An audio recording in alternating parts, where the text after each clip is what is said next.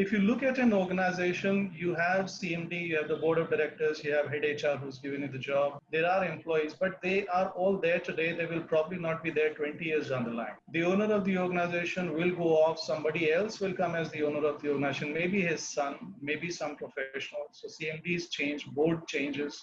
Everything changes in the organization. The only thing which is permanent, the only entity which is permanent is the company. And so therefore that is your client actually speaking. Now, why is it important?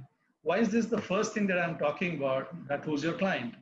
Because if you do your job honestly, if you are a good consultant, believe me, at some point of time or the other, you will come into conflict with the interests of some people in power.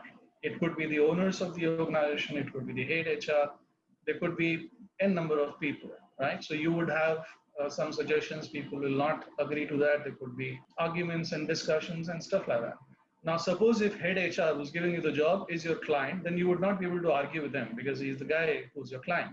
And if the board of directors or the owner of the organization is your client, then you would not argue with them also. You'll agree with whatever they say. So this is the first thing that I do with my clients in the first meeting that I have. And I always say that, boss, the company is my client. And so therefore, if I see that there is conflict of interest between my client, which is the company, and you, anything that you say, then I am going to point that out. So I'm going to argue with you about that. So you need to be comfortable with that. And it is easier said than done. And believe me, I mean, now also and at all points of time, there are those situations where you come into loggerheads with the people who are in position of power.